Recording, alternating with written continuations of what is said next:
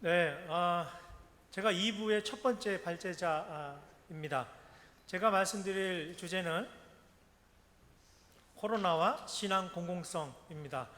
코로나 시대에 더욱더 많은 공공성 담론들, 의제들이 부각되고 있는 걸 우리가 다 알고 있습니다. 그래서 저는 특별히 공공성이라는 관점에서 코로나19 이후에 한국교회가 무엇을 준비해야 되는지 말씀드려 보도록 하겠습니다.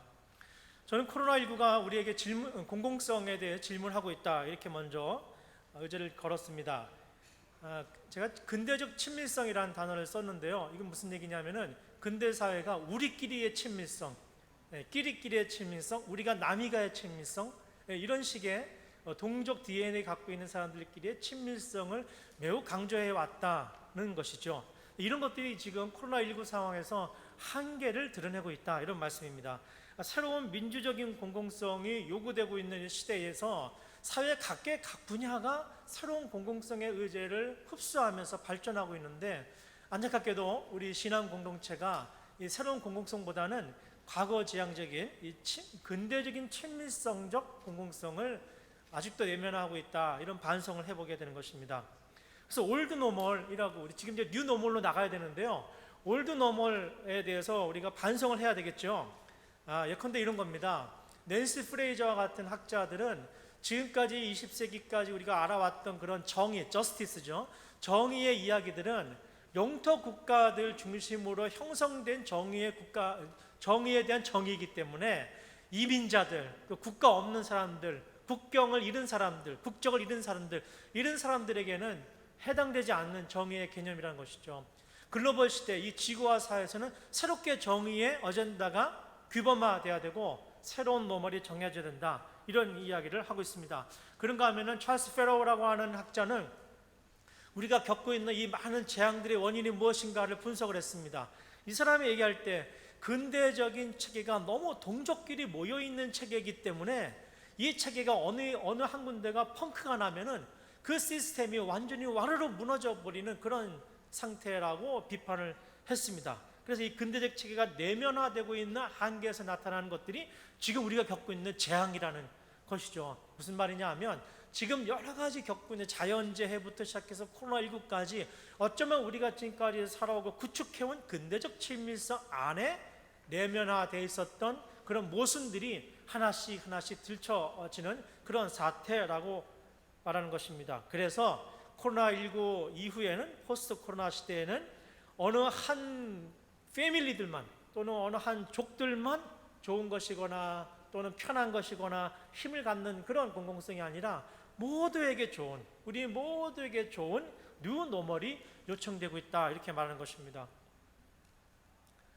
두 번째는 코로나19는 새로운 관계를 그래서 요청하고 있다고 말씀드리고 싶습니다.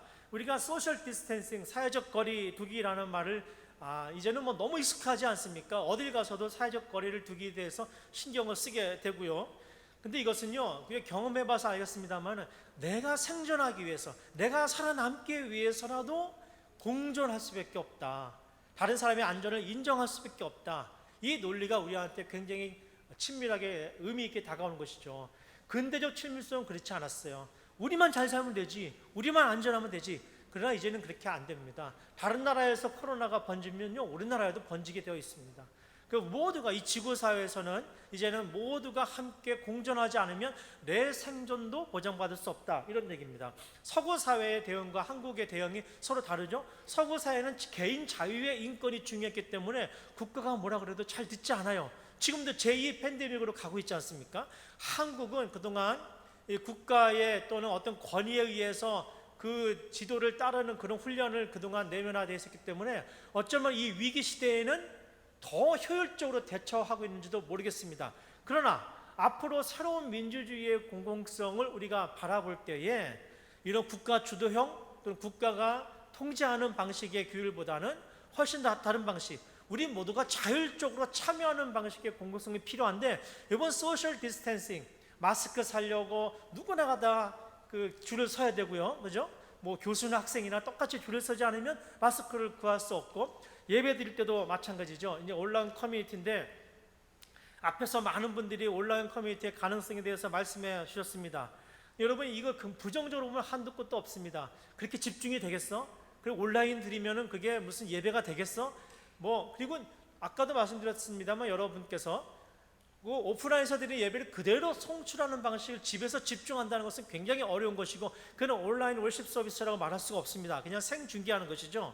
그래서 온라인 커뮤니티가 갖고 있는 새로운 뉴 노멀이 있습니다. 이거는 꽤 오래전부터 시작됐는데 기성세대가 잘 모르는 것이죠.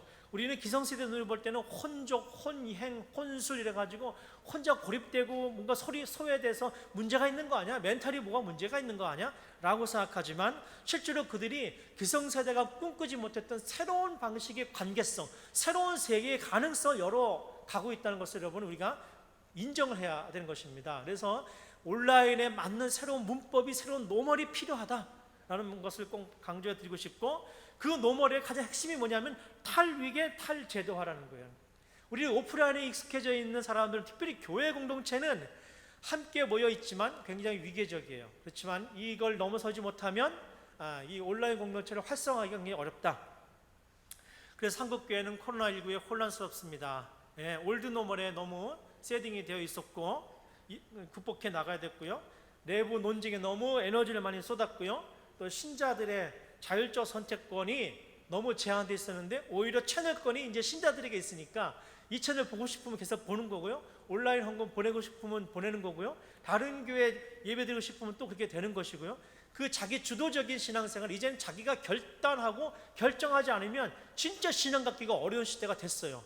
이걸 우리가 포지티브하게 보자는 거예요. 그동안 평신도 중심의 신앙생활이 어려웠던 이유는 오히려 이런 문제가 있었지 않았을까. 지금은 진짜 평신도 중심의 평신도 리더십이 중요한 시대가 됐다 말씀드릴 수 있습니다. 그래서 새로운 신앙의 형성은 비외계적이고 관계 형성이 필요하고 회중 중심, 그리고 비대면 예배의 경험을 자기 주도적인 신앙 행위를 할 수 있도록 교회가 어떻게 온라인 커뮤니티에서도 공동체를 만들어갈 것인가를 고민해야 된다. 한국 사회의 공공성 확대 요청이 있습니다. 공동의 선을 위한 신앙의 역할이 굉장히 크게 요청되고 있는 상황입니다. 그러나 오늘 작금의 한국교회 현실을 봤을 때 이 사회의 기대에 너무 못 미치는 상황입니다.